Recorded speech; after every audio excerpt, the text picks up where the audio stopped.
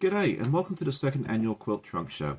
Last year myself and 21 other content creators came together and had a parade of our favorite quilts. It was a lot of fun, I really enjoyed it, and I decided I needed to do this again this year, but raised the bar a little bit.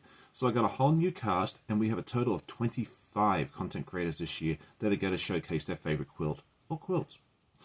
This is going to be a nice mix of both well-established channels and ones that you may already know, and some new ones that hopefully will become your new favorites in the very near future.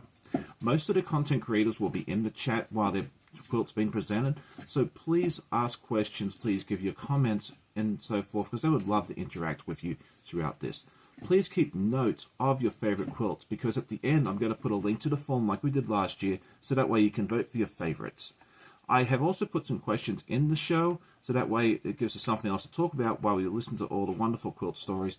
And also I've put links to everybody's channel, so that way when you're done, you can go out and check out all your new favorites. So without further ado, I'm going to present our first guest. And our first presenter will be myself. I went first last year, and I thought it'd be fun if I kicked off the project again this year. Last year I presented a Darkson quilt, which is still very, very near and dear to my heart. It was for my nephew Boston. But this time around, it's going to be a quilt that I made for my niece, Penny. Last year, I heard my sister was pregnant with her second child, and I wanted to make a quilt for her. And so I reached out and said, hey, which one would you like? And she thought about it for a little while, and she texted me one morning and said, I would love it if you'd make this pattern or something close to it. It was the Elizabeth Hartman Koalas pattern. And I'd never done it before, but I figured let's give it a try. And I hadn't really thought about it till the other day when I was getting ready to record this segment. But this was kind of the catalyst for me loving these sort of patterns, because I had seen the Elizabeth Hartman patterns in the stores before, but those things intimidated me. I mean, you look at a pattern that's 20, 25 pages long, it's going to scare you. But, you know, we got it done. The quilt top is done. A lot of you love it. You saw me build it through my podcast over the last, 12 months or so. And it's done. And since then, my friend Christine Adams reached out to me and said, hey, this is really cool Darkson quilt by Art East called Mythical Darksons. You really should need to check it out. I went over to Art East and immediately bought the pattern. And I put this together. And since then, I've put Wizard of Oz blocks together, Alice in Wonderland, so many wonderful things. And without these ladies, I don't know that I ever would have done this. So I'd like to say thank you to both Shelley, my sister, and Christine for encouraging me to try these patterns, because it's because of you guys that have made this, something that I really, really enjoy. So that is my story. Thank you so much for tuning in, and then we'll now move on to our next guest. Well, our next guest is my friend Ginger from the Copycat Quilter. She's been on the channel a couple of times before, and I'm super excited that she's come back to help me out with this little project here. So for anyone that doesn't know who Ginger is, I'd just like her just to take a few moments to say a little bit about herself and her channel. Okay, thanks, Sean. My channel is called the Copycat Quilter, and I called it that because I want to show people how to figure out the blocks in a quilt without necessarily having to buy the pattern. So, if it's a standard kind of patchwork, you would be able to do some of the calculations, not heavy math, but just shapes and everything, so that you could recreate the quilt yourself. I love that. Like I'm a visual person. I'm, fairly good with space and that sort of thing there. So I can kind of do it for myself in a lot of cases. But yeah, it's good to have that sort of resource as well, especially for those more traditional blocks. So if you haven't checked out Ginger's channel, definitely do so. She's a lot of fun. But the reason we're here today is to talk about our favorite quilt, and Ginger has brought it along with her and has got it really nicely displayed behind us. So do you want to tell us a little bit more about your favorite quilt and why it's your favorite? Sure. Probably a lot of quilters can say their grandmothers were quilters or their mothers were. So this is a quilt that my grandmother made. It's my maternal grandmother, and her name is Ella Elizabeth Steptoe. And I think she made it in the early 80s for me. She made them for all of her grandkids, which is amazing because they had 13 in their family and then about 50 something grandkids and then greats. But she made this quilt for me. And I think obviously it's sentimental because of that, but I also love that it has the curved piecing. This was all pieced by hand and quilted by hand. She never used a sewing machine. And she put, as far as I know, this is her own pattern. I remember she had like newspaper or cardboard templates that she cut out. So it's got curved piecing by hand, cut by templates. And I just think it's awesome. Whenever I think about my channel, I think my byline should be something like, you can't copyright a 9 patch, but this really was her unique pattern. She made it over and over again. A lot of us have this tulip pattern, and I think it's really cute. She would refuse to make, well, she didn't care what color quilt you wanted. She refused to make a quilt that had flowers and make them anything but real flower colors. So she wouldn't make a brown flower. She hardly would make a blue flower. She was very literal of flowers are red or yellow, and things like that. So she was the one that always picked the color scheme. Yeah, I love that, and I love the story behind it. And I think it's really neat what people use back in the 80s, 70s, 60s, and that sort of thing there. Like today we have templates and you can print stuff out on a piece of paper and all that sort of stuff there. But the tools that people used back then just amaze me. I've heard a few different stories in the past, and it's always been very interesting to hear, what they did back then, because they didn't have the toolkit that we're fortunate enough to have today. So, but yeah, thank you so much for bringing this on. I love seeing this quilt. I love that it's vintage and it has that family connection. It's just a lot of fun to hear that. So if you haven't checked out Ginger's channel, please do so. It's a lot of fun. And, we'll definitely have Ginger back on the channel sometime, probably in the early new year. So thanks again for joining us, Ginger, and we'll now move on to our next guest. Sure. Thanks. You're welcome. Our next guests are John and Curtis from Guyscrafttoo. We had them on the channel a few months ago, and it was a lot of fun hanging out with them. And it's really exciting to have them both back to join me for this little project. If you haven't checked out their channel, please do so. They're a lot of fun. It looks like they have about 500 and some subscribers at the time of recording. But why don't you just go ahead and just give us a brief overview of your channel and what people would expect if they come to visit. Sure. Thanks, Sean. So we started our channel just a few months ago, and really it was so many channels are out there with experienced quilters and that. We just thought it would be fun to document our journey as we begin quilting. So it's about shopping experiences. It's about different craft things that resonate with us, but it's just learning from our mistakes and learning that if we can do it, everybody else can do it as well. Yeah, and I absolutely love your beginner aspect of it, because like you said, there's so many people that have been out here doing it for quite some time. So yeah, I love that aspect of it, and it makes it a little more friendly for someone that may just be starting out as well. They're like, okay, look, if these guys can do it and they're just starting out, maybe I can too. So I think that's really, really neat. So yeah, definitely check out Guyscrafttoo if you haven't already. But the reason we're here today is to talk about our favorite quilt, and I believe you guys have brought that along with you. So do you want to show us your favorite quilt and then why it is your favorite? All right, I'll hold it. So this is actually what we consider our favorite quilt. Okay. And it's a black and white, full-size, almost queen-size quilt that we did. It was a pattern from Missouri Star Quilt that was in their January 23 book. So we did some modifications to it because, again, we're new and some of the points, some of that was different. But we had done a few panels, but we had never done a quilt. So this is our actual first start to finish quilt, start to finish, every block, every panel. There's a few mistakes on it. So if a real quilter got real close and started looking at things, they'd say, oh, well, you missed this, or you flipped this one backwards when you put it together. But for us, it just resonates, right? It's kind of that modern that we like. It actually goes on our spare bed in our spare room, but it was just that black and white that had some modern twist to it, but yet it was that somewhat traditional type quilting in a way to me. So it just really spoke to us when that magazine came in and Jenny had it in there, and it was like, oh wait, this is kind of the one we've been waiting to do. So this is actually our first big quilt. I love that. I mean, I love the story. It's the first quilt, and that just seems to be a recurring theme in this year's show. Last year it was, not necessarily so much, but this year I'm getting more and more people are showing their first quilt or one of their first ones. I just absolutely love that.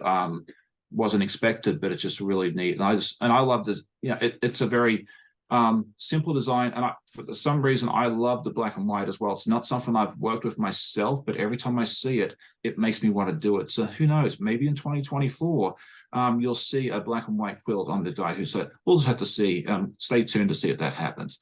But yeah, thank you so much for showing us that quilt. I think it's stunning. I love it. And I love that it's being used as well in your spare room. So if you haven't checked out John and Curtis, please do so. Go over and check out that channel. They have a lot of fun stuff. They do a lot of unboxings, a lot of show and tell from their various shopping trips. And it's always a joy to go see. So if you haven't checked it out, go over and support them, and they'll be more than happy to see your likes and comments and also your subscriptions as well. So thanks again, guys, for joining us, and we'll now move on to our next guest. Next guest is someone I've been watching for a very, very long time. It is none other than TheYvetteRene from TheYvetteRene Creations. A lot of you know her and love her, and just as I do. But I'll let Yvette just talk a bit more about herself and introduce herself on her channel. Hey, you guys. So yeah, I mean, I am a prolific quilter. I love foundation paper piecing. That's my jam. And I teach foundation paper piecing. I do lots of things on my channel, and just everything quilting related. And in fact, I am just like everybody else, where I have way too many things I want to do. Way too many things. I never get to finish very many things. So hopefully that'll change in the coming year. I'm gonna have to like update my my to-dos for the year. But thank you, Sean, for having me on, because likewise, I love watching you and watching all of your projects come together, and so happy you asked me to do this. I know I wasn't able to do it last year, so I'm gonna go double strong this year. Excellent. Thank you so much for hanging out. It's going to be a lot of fun. And if you like FPP or have interest in learning how to foundation paper piecing, Yvette is definitely a great resource for that. But the reason we're here today is to talk about our favorite quilts, and some of us have difficulty choosing some, and Yvette loves all her quilts, so it makes it especially hard. But she did find one that she wants to share with us. So do you want to tell us a little bit more about that one?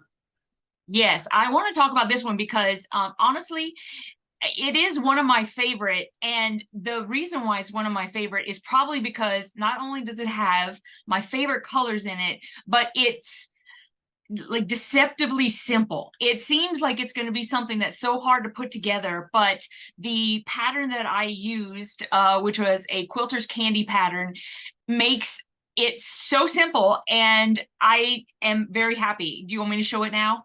Absolutely. Okay, so this is it. It is a gingham quilt. It seems like it's going to be so hard to make, but it's really not. This is made with Art Gallery solids. And then I have this Art Gallery print on the back, which I love. And all of the quilting on it was done by Quilting by David. He has quilted until, you know, now, as you guys, some of you guys might know, I have a long arm now, and hopefully I'll be able to get really good at doing my own quilts. But until then, basically every single one of my large quilts was quilted by David, and he is amazeballs.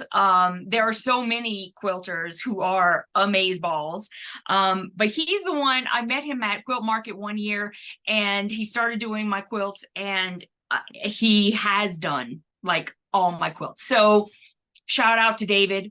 But this is probably, well, it's definitely one of my favorite, and I don't know why it ended up coming out like so soft. This was one of the first quilts that I made with the bamboo batting, and just how it feels, and just everything about it. I love this quilt. Excellent. I love listening to, hearing the story about this too. I do have to ask though, was this traditionally or FPP? Oh no, this is a traditional quilt. Okay, I thought so, but I have to ask because I know how much you love your FPP. This is a traditional quilt. I loved how it looked, and it was the way that Elizabeth Chappelle at Quilter's Candy, the way she described it, she was like, I'm telling you, you're gonna be able to put this together so simple, and you're gonna love this quilt. And it went together like so quickly. I probably, if I had had time to just sit and do it, I probably could have gotten this quilt done in a weekend. Like quilting, if I had the long arm at the time, quilting, binding, everything. It was the only thing I wish it were is bigger. If I had known how easy it was going to be to make it, I probably would have made the investment into more fabric and made it into something I could put on my bed, because it's real simple. So maybe someday I'll make one that's a little bit bigger in like teals or something. So yeah, that'd be fun. And you're even dressed for the occasion. You're even dressed to match your I quilt. I think know. that's amazing. I wasn't even thinking when I was getting dressed this morning. I should have, and then look, boom, it just happened. I mean, hey, does Yvette like pink or what? Yep. And I wanted to say one more thing before we leave is that Yvette was probably the only one that actually went out and got her hairstyle right before coming on the meeting with me, which I thought was amazing. So it looks great, and thank you for doing that. Thank you. I go to AK Studio in Denver, Colorado. Angie is my stylist. Hi, Angie. Thank you. Yep. Well, thank you so much for hanging out with us, Yvette. It's always a pleasure talking to you and hanging out with you for a little while. And I'm just so happy that you decided to join us. And so now we'll move on to our next guest. Well, my next guest is a very good friend of mine. Courtney and I have been buddies for a couple of years now, and I've been watching her channel pretty much from day one, which is really neat. A lot of you know Courtney already, but if you haven't, definitely go over and check out her channel. She's a lot of fun. She has lives a couple of times a week, but I'll let her explain a bit more about her channel, what she does, and her live schedule and that sort of thing as well. I teach about using your UFOs or scraps, try to strategize that you're not wasting fabric. But my lives are on Thursdays and Fridays. So I try to teach Fridays FPP and Thursday working on our UFOs, like unfinished projects. Other than that, that's all it is. That's awesome. Yeah, so her lives are always fun. She loves interacting with her audience. So definitely tune into those. I know I do every time I get a chance to as well. So, but the reason we're here today is to talk about our favorite quilt. And I asked Courtney to bring it along with her. And I love this quilt that she made. So do you want to show us your quilt and just tell us a bit more about it and why it's your favorite? It is because it's tulip pink. So I made this quilt over the summer. And I don't know how well I'm going to be able to hold it up for you. That's okay. There you go. So it's a little butterfly, tulip pink's pattern. I wanted to do something of her patterns and use her fabrics. Because I'm a huge tulip fan. It looks fun. Yeah, I know your obsession of tulip pink. I think you have the sewing machine, the scissors. I think as she sells it, you pretty much have one of them, correct? Yep. But you had that turned out really nicely. And then do you have any videos or anything else on that showing like you piecing that or anything else together? Or it's just no, I did this over on a different social media, which I'm also on is TikTok, and that's when I did that over there. But there might be a possibility I might be redoing one for my daughter. Oh, nice. Okay, that's excellent. Yeah, so definitely check out her TikTok as well. We've had a couple of other people that have TikTok accounts that's part of this project as well. So yeah, definitely check out her YouTube channel. We're trying to get her a little closer to that 1,000 subscriber mark. I think she's a little over 500 at the moment. So if we can get her a little closer to that 1,000, that would be awesome. But I just want to say thank you again, Courtney, for hanging out with me and being part of this project. It was lovely seeing that quilt of yours, and I just like seeing that different spin because pretty much every other butterfly tulip pink one has been the multicolored, which is what I would do. But it's kind of fun seeing it in the boutiques in that sort of that color flame. It looks really, really nice. So thank you again for hanging out, and we'll now move on to our next guest. Well, our next guest is my very good friend Shannon from SleighHarts. She is a certified legit kit instructor, and she'll tell you a bit more about that in just a moment. But do you want to just tell us a little bit more about yourself and your channel and what you do besides being a cool instructor? Cool. Hi, everybody. Yep. So I'm SleighHarts, and it's SleighHarts on YouTube too. And I do lives on Sunday. Actually just wrapped a Sunday brunch this morning, and I will do live sewing. So I'll be sewing on some kind of project on the Sundays, and then folks can come and chat. And a lot of folks are either working on their own projects or sitting and having a cup of coffee or their favorite brunch beverage. And then because of Sean, I do a podcast that comes out Thursday mornings, and that's pretty much my channel. Yeah, and it's always a lot of fun to watch your channel. I mean, your Sunday's kind of like you picked up the Sunday morning, whereas I do Saturday, which I think is a lot of fun. And I always love tuning into your podcast on Thursday mornings as well. So if you haven't checked out Shannon's channel, definitely do so. I'll have the link in the description below as well. But the reason we're here today is talk about our favorite quilt. and why it's our favorite. So do you want to tell us a bit more about your, which one is your favorite and why it's your favorite? Sure. So introducing me as a legit kit certified instructor, my favorite quilt right now is Mini Skulliver. I'm going to open him up to show him off. Here he is. I haven't finished him yet, but here he is. And the reason he's my favorite right now, yay, look at those green eyes, is because he is the reason that I got picked to be in the Legit Kits boot camp to become an instructor.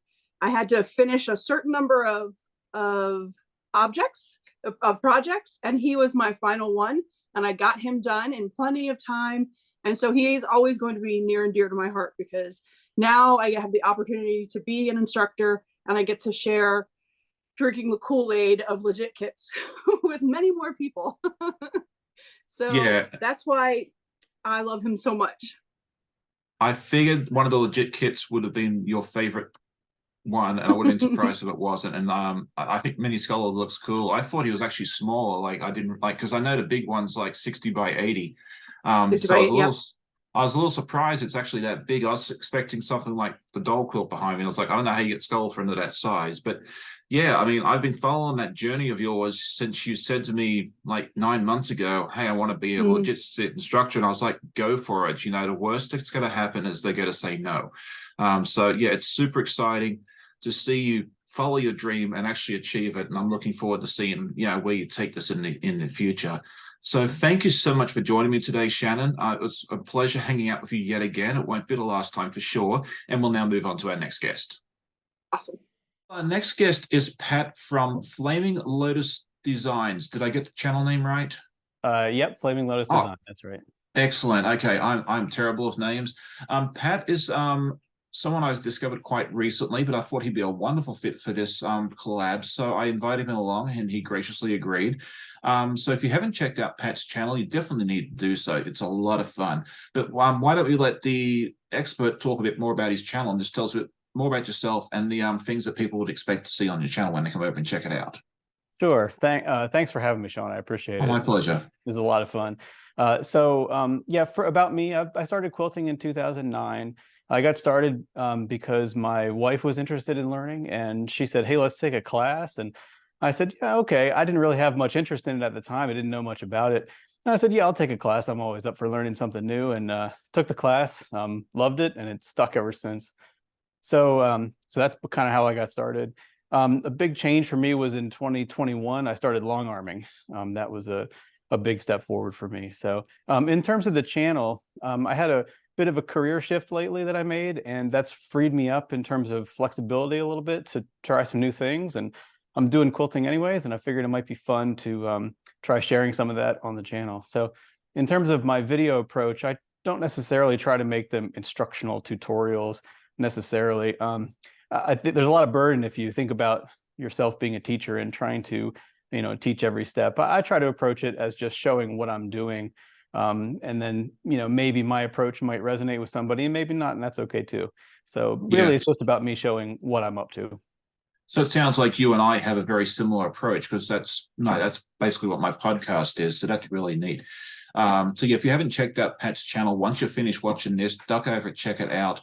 I think you really got to enjoy that. But the reason we're here today is to talk about our favorite quilts. And Pat, like many of the others, actually still has this favorite quilt of his.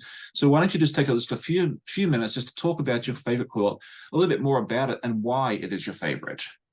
Sure. Yeah, thanks for the opportunity to do this. My pleasure. This quilt here is a one block wonder for those that are not familiar with the technique. So just for those that aren't sure, it's a single print that gets chopped up into kaleidoscopes, kaleidoscope hexagons. And then the fun part with this kind of quilt is that you then get to organize, how you want the composition to be. So the fun thing that I like about this kind of quilt for me is that it's not just about the piecing and the techniques and the precision, but it's really about the composition. It's almost like painting with fabric. So with the right fabric that has the right kind of colors, you can really do a lot with it. So I've made a few of these one block wonders. Actually, you can probably see one behind me on the wall. Right. But this one in particular stands out to me for two reasons. One, it was the first quilt that I long-armed in 2021. It was one of more than a dozen quilt tops that I had finished over the years, sitting on the shelf. And I finished this one in 2017, but then long-armed it in 2021. I had no interest in sending my quilts out to somebody else to get long-armed, so I had accumulated quite the stack of tops that I needed to quilt. So anyways, this was the first one I chose to put on the long arm in 2021 when I got it. So it's kind of special to me because it started a sort of a new phase of the quilting journey.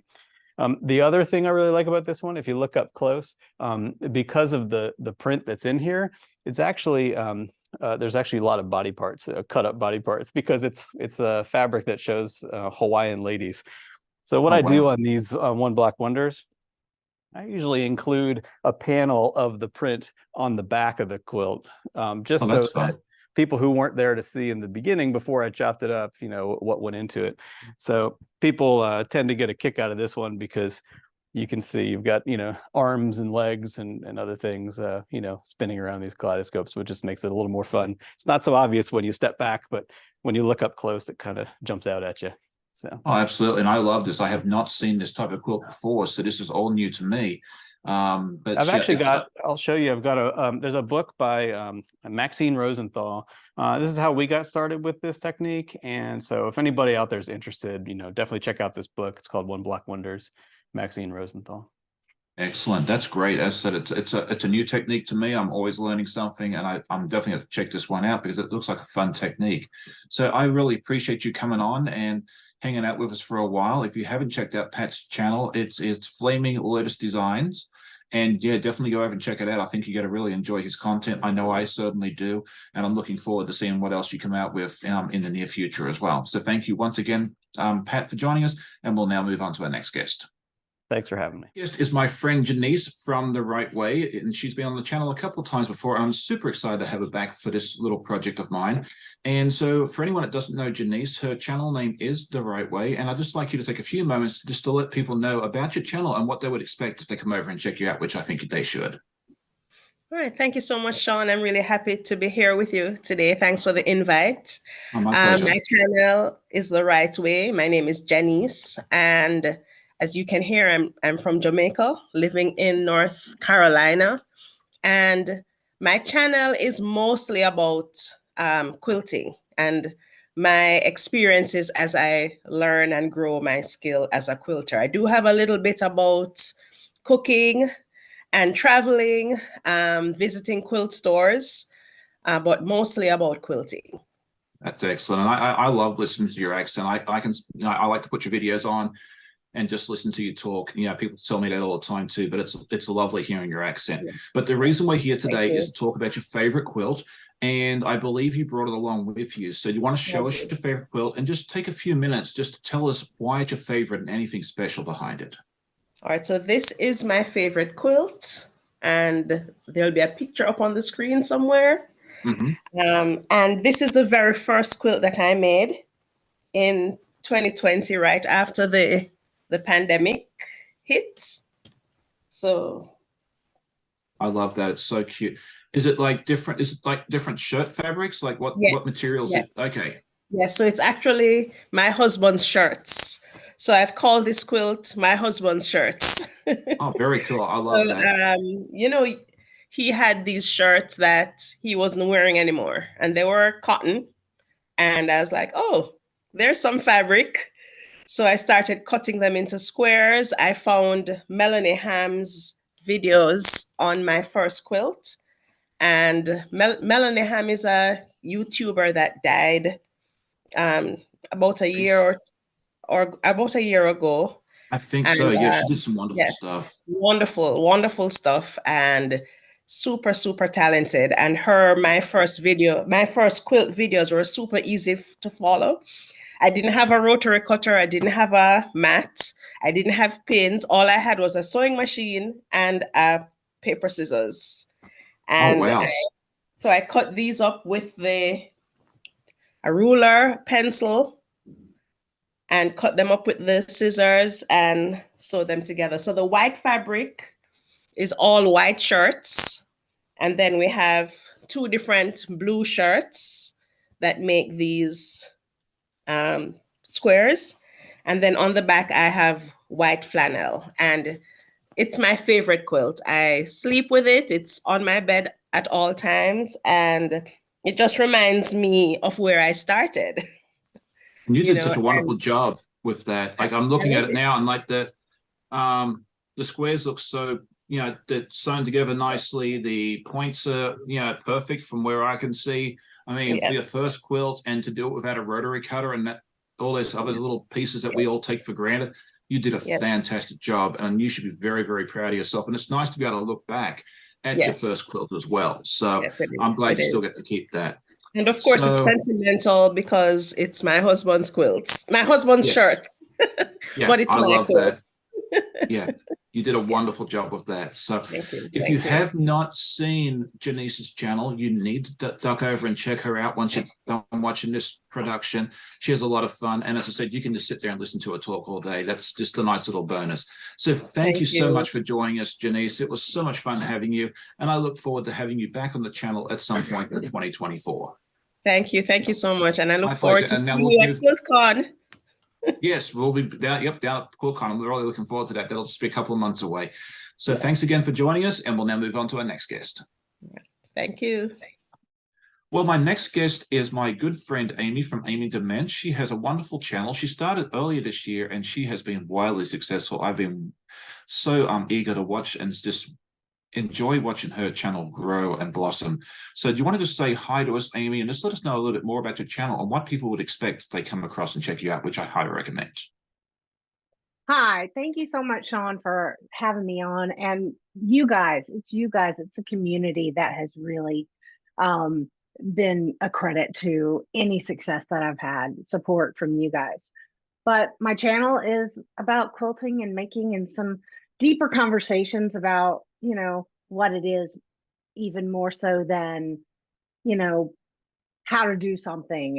It's why do we do it, and what else can we do with it? You know, just a little bit different, a little bit sassy, a lot silly. It's a lot of fun. So and we can tell that from your videos, and I love that you have your unique spin on it, and I think that's one of the reasons so many people have come across to check out your channel. So if you haven't checked out Amy's channel, please do so. She's a lot of fun. I'll have the link in the description for her video, her channel, along with everybody else that's participating today. But the reason we are here today is to talk about our favorite quilt, and I believe Amy has brought it along with us. So do you want to show us your quilt and tell us just a little bit about it and why it's your favorite? I do have it with me. And this quilt I made, look, it's dog torn and ratty. I'm looking at the back of it. It's falling apart. Well, that's a good thing. It means it's being used. It has been. I made this quilt before my kids were born. So my oldest is 23. So I made it, you know, 25 years ago for my mom. And it was when I got back into quilting sort of hardcore. And I made it, I bought quilt shop flannels, which I couldn't afford. So I bought them a little bit at a time. And it's just a rag quilt, you know, you cut the batting into squares, because I didn't know anything about quilting and how to like manage a large quilt at the time. I had done small things and quilting, you know, mostly small things and baby quilts, but I didn't know how to manage a larger quilt. So it's the rag quilt. You make each square one at a time. I thought, oh, that's super simple. And it was. And then your hands hurt when you cut all those strips. But I made it for my mom, and she loved it. My mom was not well at the end of her life, and was bedridden after the kids were born, after my son was born. But she had it, her feet were always cold. And so she had it, you know, on her lap a lot of the time. And my husband, who is my mom adored, and he was always like, yeah, you got a quilt. I live with her. I didn't get a quilt. I haven't got a quilt. He didn't get a quilt for a lot of years actually, but she's like, well, one day you'll have this one. And I was like, he goes, nope, I don't want that one. I don't want it. I don't want it. It's yours. And I don't want one day to come was essentially it. Right. But you know, one day comes, and my mom passed in 2006, and he got the quilt back, and it was in the closet for a year before we could appreciate it. Right. But then we got it out, and the kids were little, and you know, we told the stories to the kids as they were growing, because they were really little when my mom passed away. And so, you know, it's just been with us, and everybody fought over it because you know, it's super soft. It's been washed a billion times, but everybody wanted it because it's flannel and it's cozy and it's got the little rags, so it's super fuzzy. And now it's falling. I've repaired it a bunch of times, but it is beyond repair. Now we keep it folded in the closet. And you know, it's the quilt my husband wanted but never wanted. Right. And I love that story. Yeah. And so it's my favorite. You know, I love the quilt that hangs behind me, and it has a super special story. But this one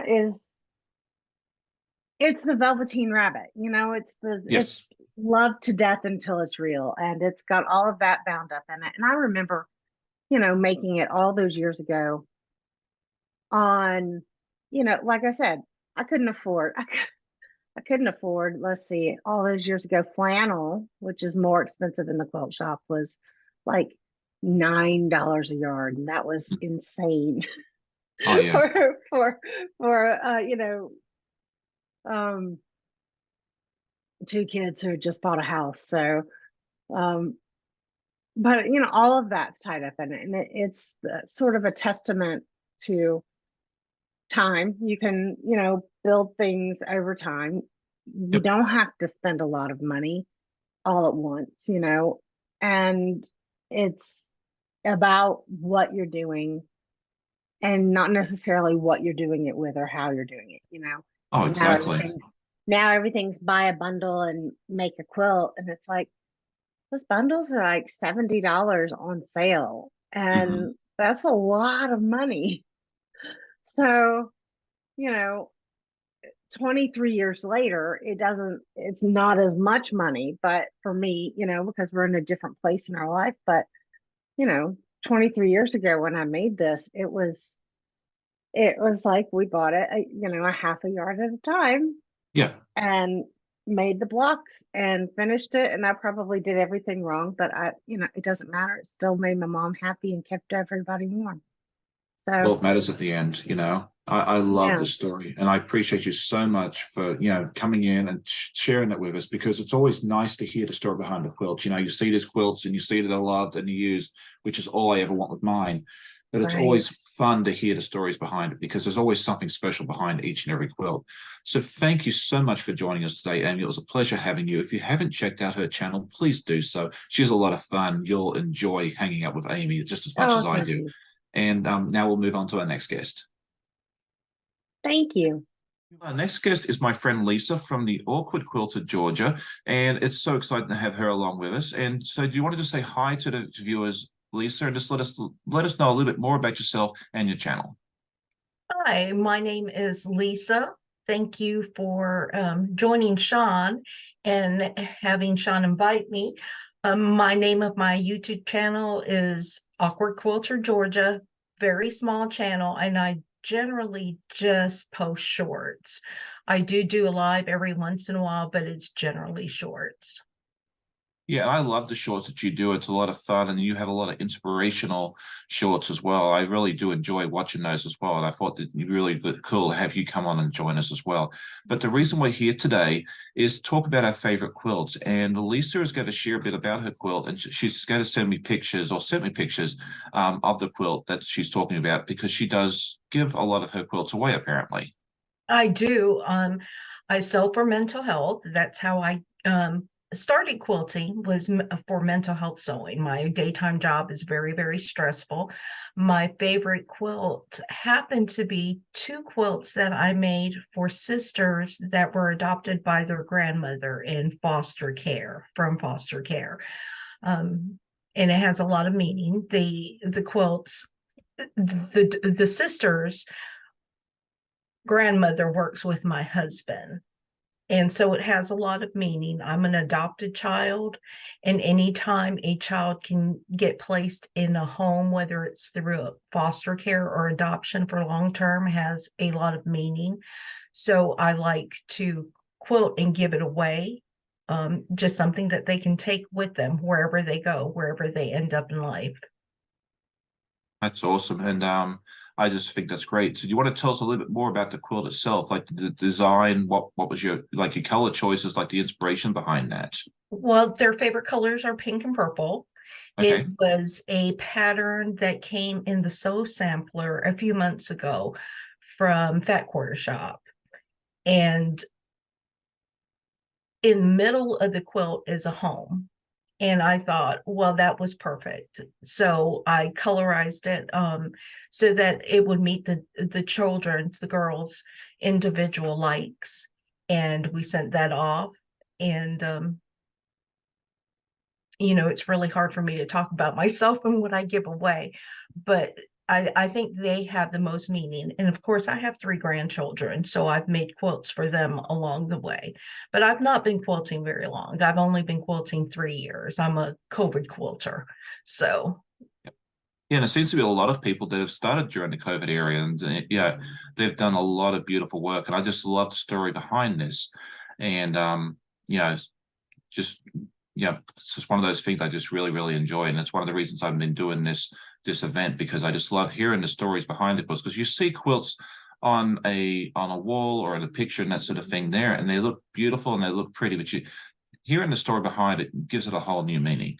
So thank you so much for joining me today, Lisa. It was a lot of fun having you with us, and I just loved hearing the story behind it. And I know those quilts are going to be treasured forever by those 2 young ladies. So thank you for joining me, and here is our next guest. Thank you, Sean. You're welcome.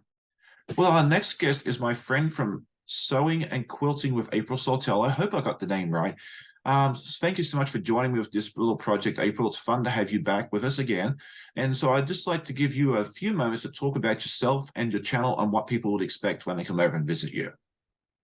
Oh, that's great. Thanks for having me, Sean. My pleasure. My name is AprilSawtelle. I have a YouTube channel called Sew and Quilt with AprilSawtelle. On my channel, you'll find that I do lots of different sewing projects. I do regular sewing, I mend things, I fix a lot of, alter a lot of clothes, I do a lot of quilting, I do lots of step-by-step quilting. I work with a lot of scraps, and I work with a lot of recyclable fabrics. You do a wonderful job with so many different things. So if you're interested in what to do, is maybe you want to repurpose some clothes, you want to turn them into a quilt, that sort of thing there, April does a fantastic job there. So you really do need to go out and check out April's channel if you're not already subscribed to her once this event is over. But the reason we are here today is to talk about our favorite quilts, and April has them behind her, and she's going to talk a little bit more about them today and why it's her favorite. Yes. So over here, Sean, this is a quilt I had made when I first started quilting. Now, years and years ago, I had made one other king size quilt. That was my first quilt, but that one I kind of don't really count. This one was, I really say this is my first quilt. This is what got me really hooked. So when I went out, I found, I had been watching some YouTube videos, and I also had been doing a lot of crocheting at the time.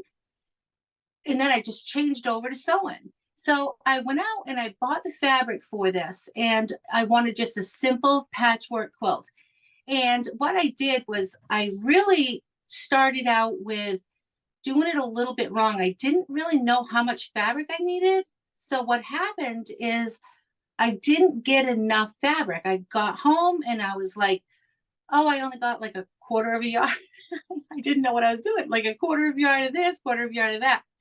So I found myself going back to the store and having to buy big amounts of fabric, because you need quite fabric. And some they didn't have the same. So I just had to figure it all out. So I put it together. My points are not on, nothing came on, nothing. It's so imperfect that it's just perfect. So what happened, I spent, quite a long time doing it.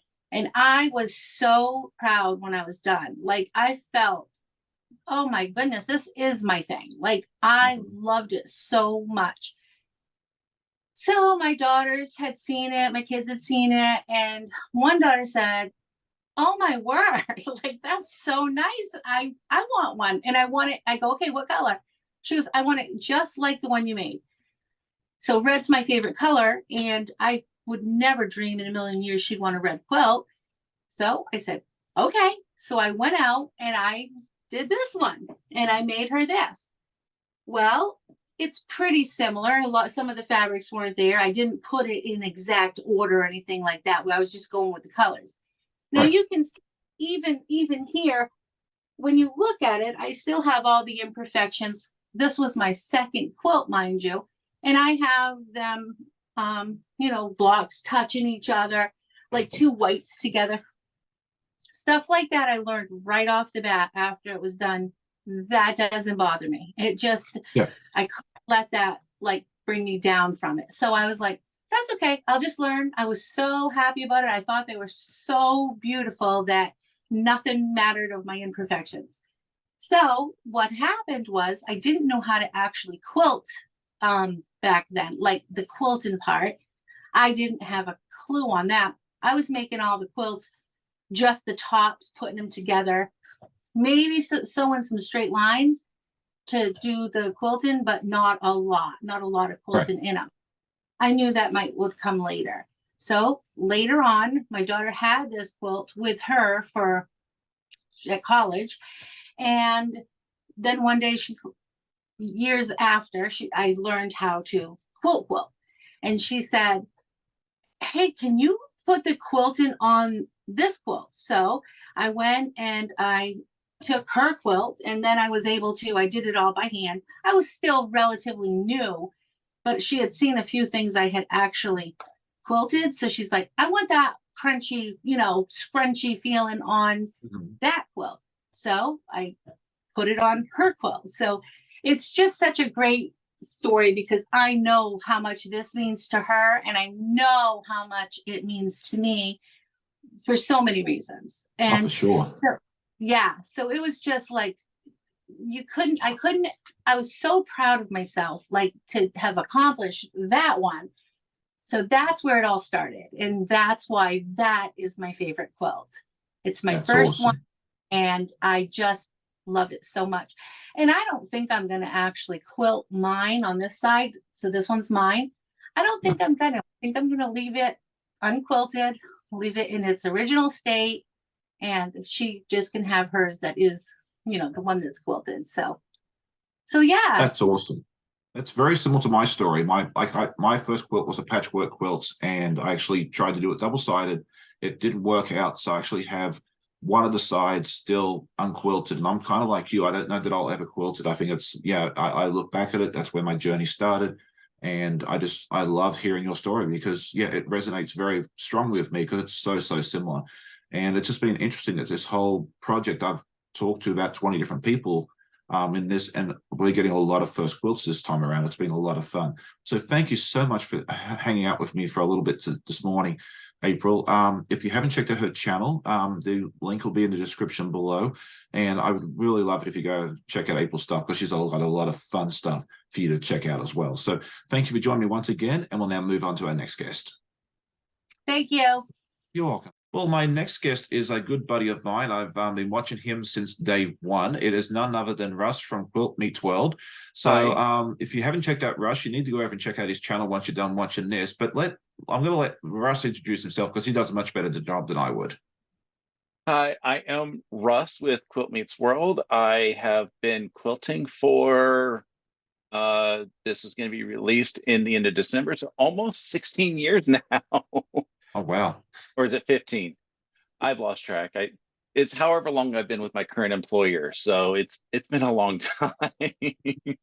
I do everything from traditional piecing to some foundation paper piecing, and got a few applique projects that I really want to get learning on, but I'm just right now just a little too terrified to start cutting up that fabric. That's awesome. I'll be very interested to see how you do it, the applique. And like myself, Russ does a weekly podcast. He does his on Sunday evenings. So if you haven't seen that, definitely go and check that out as well. But the And reason I have we're a here, live every Saturday at 11 in the morning Eastern. okay, excellent. I keep forgetting about that. I'm sorry. That's fine. So yeah, definitely check out his live. You can come visit me. It's 8 o'clock. Go get your coffee, go get some breakfast, come back, and then check out Russ at 11 as well. So that'd be really neat. But the reason we are here today is to talk about our favorite quilt, and I believe Russ has brought it along with him. And I just love to hear more about this quilt. You know, show us the quilt and then tell us a bit more about the story behind it and why it's your favorite. So this is the quilt, or a portion of it. The story behind it is it came to be a really weird method. It was like 8 years ago. My mom had always known how to crochet. She crocheted like a mad woman. My sister had started learning to crochet, and I said, I kind of want to learn how to crochet. So I started Googling beginner Afghan patterns. And when I started coming up with stuff, I was like, I don't know. And then I saw one and I said, that looks like a quilt. So I sent everything over to Mom and said, hey, do you want to do a trade? I will make the quilt and you make the Afghan for me. And I'll give you, like, we trade each other. She gets the quilt and I get the Afghan. And she said, yes. So I have the Afghan as well. Oh, that's fun. It was fun putting the quilt together, and there's a lot of half square triangles, quarter square triangles, and I even did the long arming myself. A friend of mine has a long arm. He has a digital pantograph on it. And I said, you know, can you help me with the whole long arming process? Because my initial goal was to do it on my home machine, and that fell through the wayside. So on my birthday, I went up to his house and he said, the only rule that you're going to do this is if I let you long arm this, you have to hand bind it instead of machine bind it. So I was like, that sounds like a deal. So I have photographic evidence that I'm on the long arm, moving the long arm on its own. And then I brought it home and I got the hand binding on, and I did a pretty good job of it. I'm looks great. Very impressed with that. And I gave it to Mom. My birthday's in October, so it was quilted in October. I gave it to Mom Thanksgiving weekend and for that. And she was kind of upset because she didn't have the squares put together for the Afghan. Because she's like, I didn't know you were coming up, and I didn't know that you were done and everything. And I was like, that's because it's called a surprise.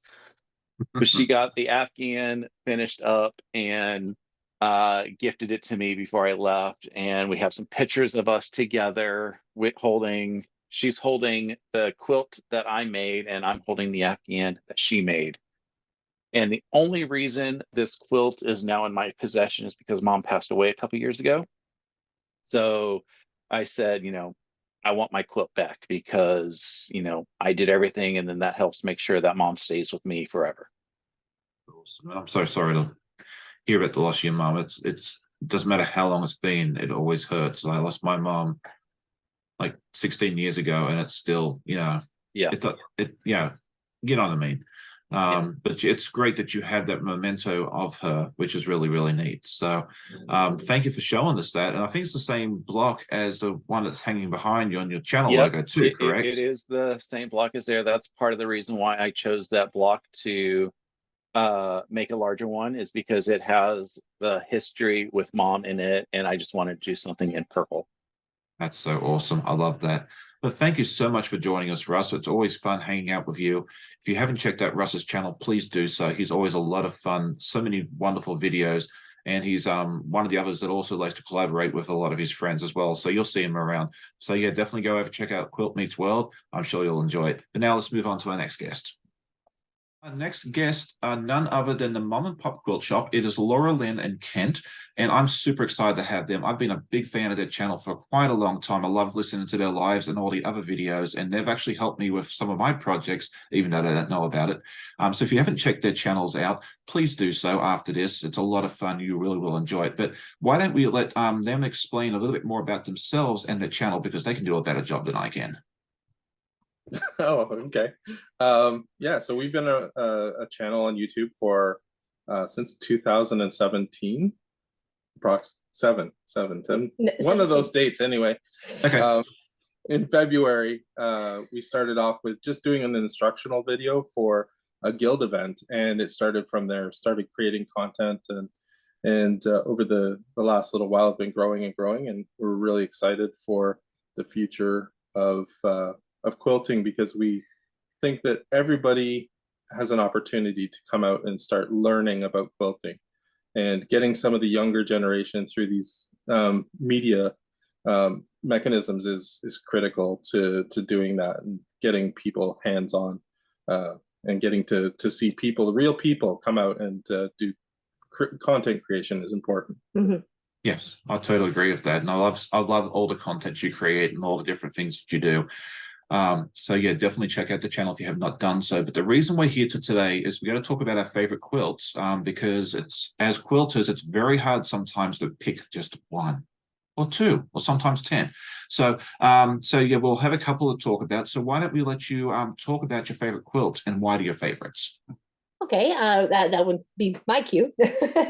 So the one behind me here was actually a personal challenge to myself. It was in the end of 2017 to go for the Erin Fall Fair in Ontario, and the village of Hillsburg and the town of Erin are very closely knit together. So I took buildings from each of those two places and mixed it up into this big circle. But I used upholstery fabric, sorry, brain fart there, upholstery fabric and zippers to create it, to make it like a 3D sort of dimensional, playful kind of quilt, as a wall to represent just the fall and the Erin and the villages put together. But we used to do fixing jackets and pants and stuff like that. I was a crossing guard, and so I got lots of business and stuff that way. So it was like, what do I do with all these extra bits and bobs that I keep taking off the old? I don't want to throw it away, so I made a quilt out of it. So I won first place. That was my first time ever entering a quilt show, and I won first place and a ribbon and a trophy. And, excellent. I was about to ask about that ribbon, so thank you for answering that question for me. That's stunning. I love how you did that. I love that it's the buildings from those two towns. It's really, really neat. And people recognized some of them. They're like, "Oh, that's the such and such, or that's the church home." And I'm like, "Yeah." So, but it's that's the school that doesn't exist anymore. That's the school that Pop went to school to. So. Oh wow! Okay, that's really neat. I love that. Yeah. And then we have another one that actually really means a lot to us. This was one of my very first foundation paper piecing, and it's not perfect, but I love it. And neither is the quilting, because I was learning the long arm at that point in time.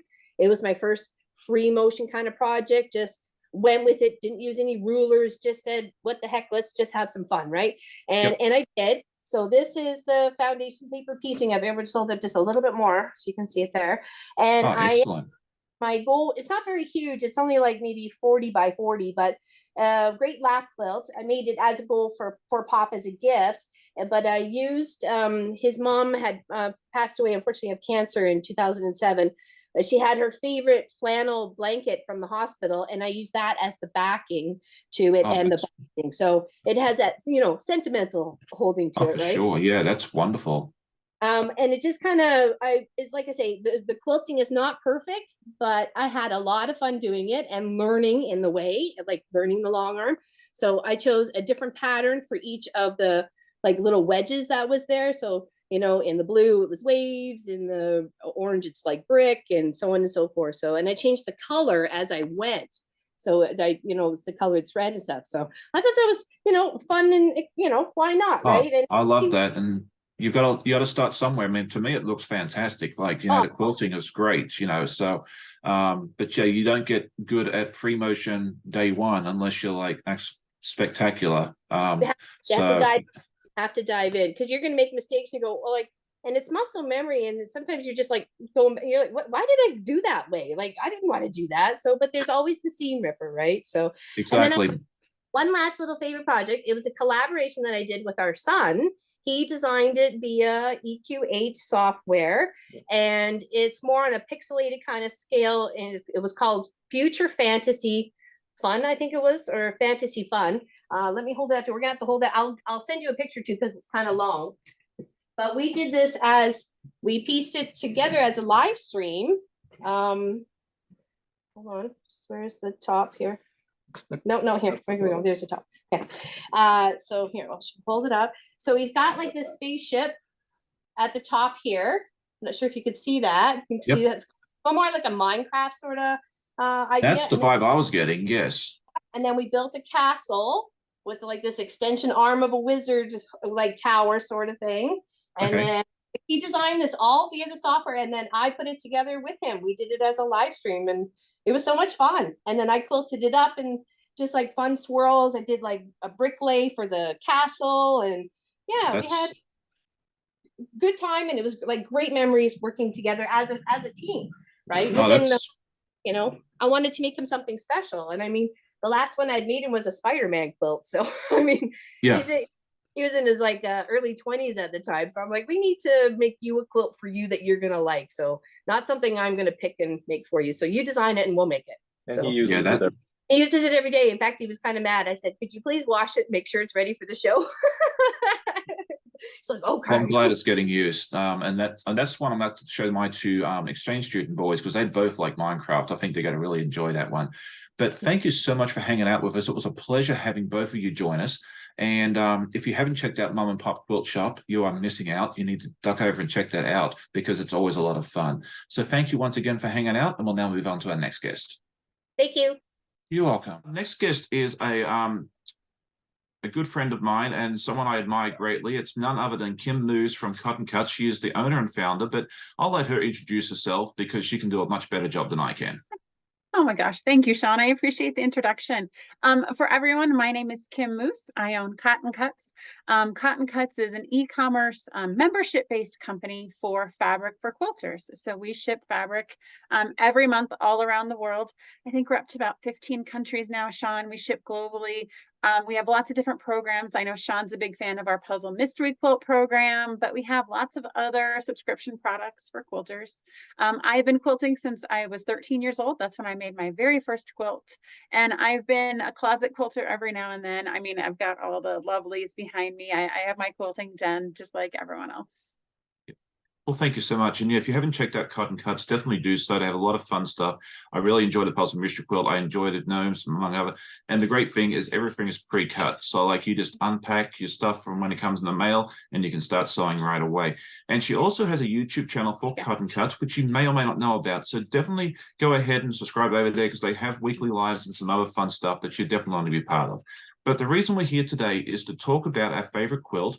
And Kim has sent me photos because she has, like many of us, give a lot of our favorite quilts away. So why don't you tell us a little bit more about this quilt and why it's your favorite? Yeah, so this one's my favorite. It's like you said, I gave it away, and at the end of the day, I like wish I still had it because I love it so much. So gosh, 5-7 years ago, I used to do a bunch of Instagram swaps. And so there was this swap posted that was for superheroes, and specifically Batman. And my kids were into superheroes at the time, and they're like, Mom, you have to do this Batman swap. It's like, okay, I guess I'll make something out of fabric with Batman. And they helped me find a picture online. And Sean, I sent you the inspiration photo, and it's this like tile picture of Batman.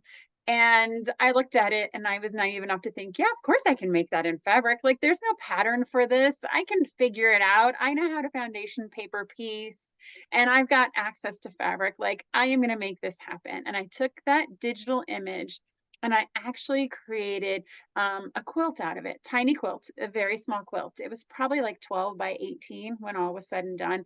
all foundation paper pieced. I came up with the pattern all myself. I picked out all the fabrics myself. I put a lot of blood, sweat, and tears into this quilt.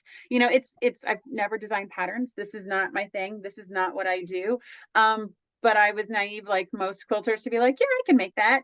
And I did, and it is like my favorite thing I've ever made in the whole wide world. Whenever someone asks me to post a picture of my favorite quilts, I always post that Batman photo that I sent you because I am so proud of it. I'm glad my children encouraged me to do it because I wouldn't normally sit down on a Saturday and be like, hey, let's make something Batman themed. And it was awesome. I got to sew with batiks, which I love. If you've never foundation paper piece with batiks, which I'm pretty sure, Sean, you have, like you are all about batiks. You've never foundation paper piece with batiks? No, because I haven't done a lot of foundation paper piecing. It's something I need to do next year. But yeah, when I do, I think doing it with batiks would be fantastic. Well, because there's no right side, wrong side. I know, that's why I do solids too. Same thing. Yes. Solids or batiks for foundation paper piece is the secret to my success. And so, Yes.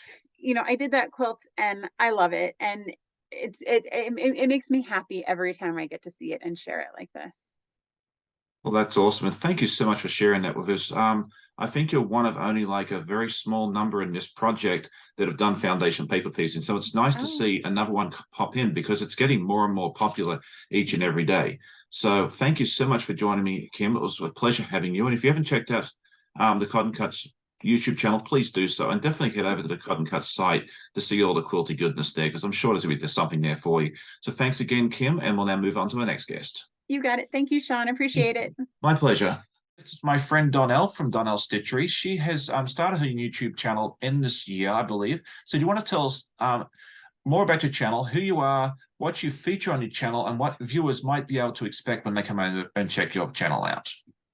Yeah, not a problem, Sean. So my channel is DonnellsStitchery. I do everything from making scrunchies to making like fuzzy little kittens out of fuzzy socks. I'm also like to do just pretty much anything and everything I can possibly do, like bowl cozies and quilts, placemats, paw holders, you name it. If it's out of fabric, I want to try it. Biggest thing that I love making is like the smaller crafts.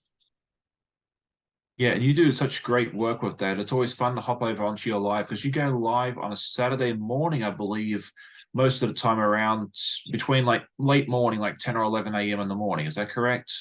Anywhere between 11 a.m. and noon. Okay, I usually perfect. try to do it around noon Eastern time, but sometimes schedules get shifted and I do it either at 11 a.m. So. Yeah, not a problem. So yeah, but definitely go over and check out Donnell's channel. She has a lot of fun stuff. I love watching her lives. I don't always get to watch them because sometimes I'm out with the boys doing adventures, but whenever I can, I like to hop on and say hi to Donnell, and you know, she's always got some fun stuff for us. But the reason we're here today is to talk about our favorite quilt, and I asked Donnell to talk about her favorite quilt. She doesn't have it with her anymore, which is quite a common theme because we like to give our quilts away. We'll put pictures up. So do you want to tell us about your favorite quilt and why it's your favorite? Yeah, so my favorite quilt of all time is probably the very first quilt I made in my adult life, which was, I want to say about 5 or 6 years ago now, in like 2017 or 2018. I made it for my mom for Christmas. The previous May of that year, we had just lost my grandmother, my mom's mom, to lung cancer. And so I did the quilt in memory of my grandmother, but then also included mine and my 2 brothers' birthstones in it as well.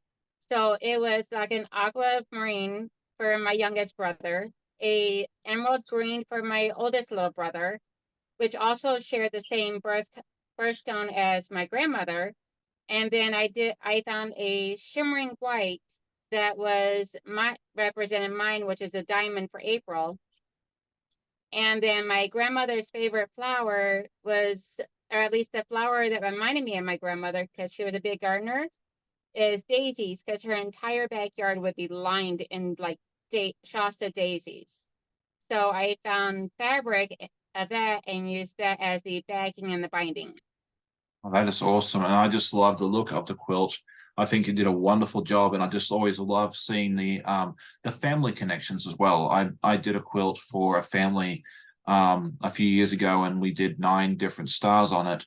One to represent each of the children, their favorite colors. So it sounds very similar to that. And it's always fun to hear that connection and those, what the meaning behind those beautiful parts of a quilt is, because, you know, a lot of times you just, unless you know the story, it just looks pretty. But when you know the story, it makes it that much even, you know, that much more special.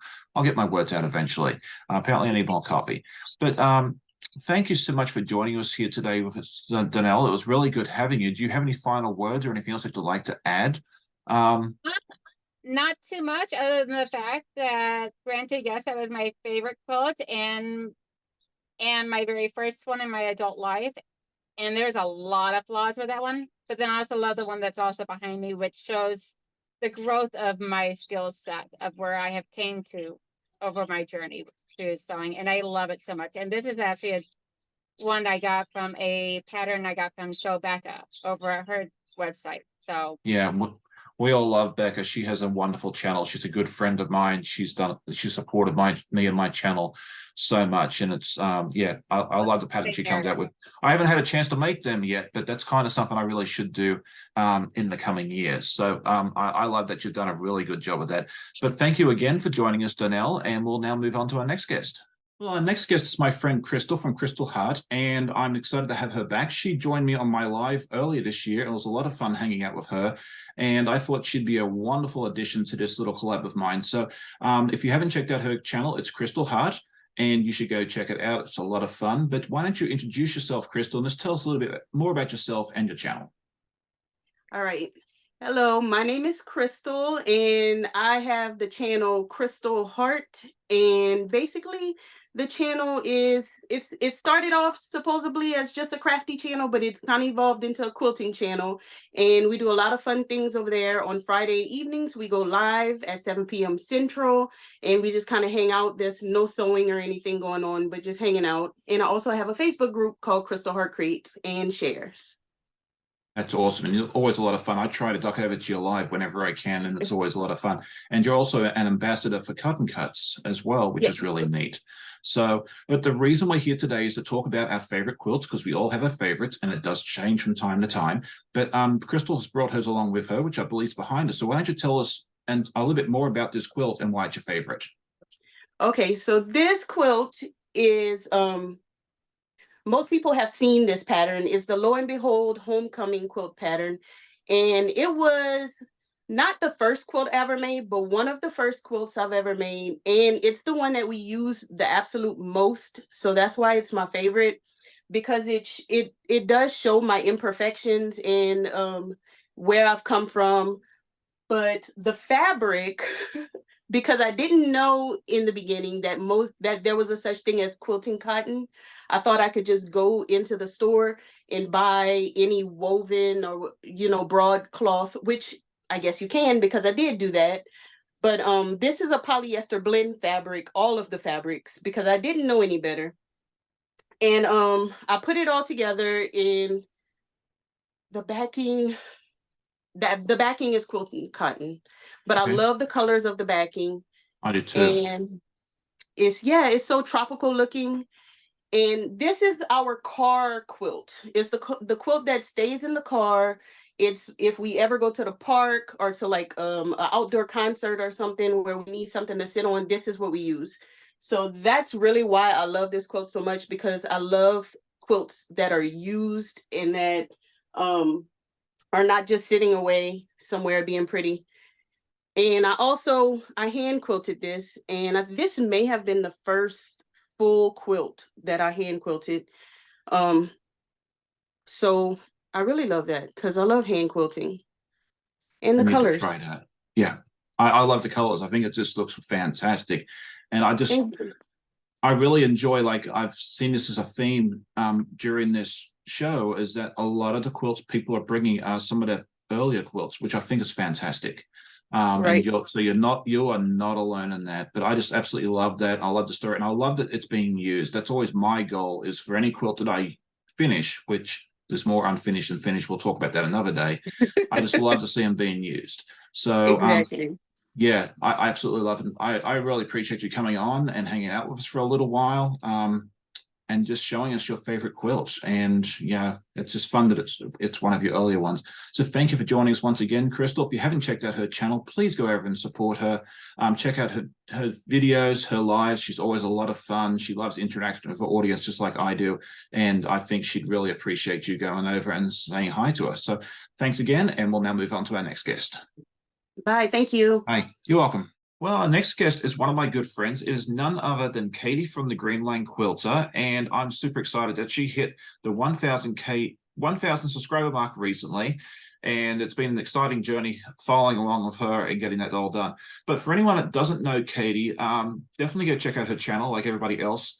And I'd like Katie just to take a few seconds just to tell us a little bit more about herself and her channel and what sort of things that viewers would be there to expect. Hi, everybody. I'm Katie from Greenland Quilter. I'm an American who is married to a native Greenlander, and instead of him living in my home country, I live in his. And I've been living here with him for the last 12 years. And in January, we'll be celebrating our 13th wedding anniversary. My channel consists of part living in Greenland and part my love of learning how to quilt. This has been part of my way of expanding, keeping me busy, especially during the winter months when I can't get out and hike. And so my YouTube covers things relating to quilting. I'm also doing quilting interviews with other quilt creators, which helps a lot of people get to know those people, including myself. I've met quite a few new people through the interviewing process, and that's helped me a whole lot. So that's basically what my channel does. You have so much to offer different, everybody. So definitely go check out Katie's channel. She's a lot of fun. I'm sure to be something there for you as well. But the reason we are here today is to talk about our favorite quilt. And Katie, I believe, has brought along two with her today. One of them is behind it, which she'll talk about first, and then she has a bonus one to show us as well. So do you want to tell us about the first one behind you? Yes. So after I had joined, started learning how to join groups on Facebook, I started out getting involved in crocheting, and then I had saw a video from TheYvetteRene around 2017 on YouTube, and that piqued my interest about learning how to make quilts. So in 2019, at the back end of 2019, someone had mentioned to me, hey, you should come join SewtheDistance group. She's doing a Bernina SewtheDistance quilt along that will last about a year, and it's free, and they're going to be giving 2 sewing machines away at the end of the whole process and other prizes. And you never know, you might win something. And I thought, well, that's very cool. So this quilt behind me is the year-long progression of the SewtheDistance Bernina quilt along. It took an entire year. The whole thing is done in batiks. I learned how to paper piece. I learned how to do angle piecing. This is a different kind of piecing. This was paper pieced, and the hashtag is a different style of piecing as well.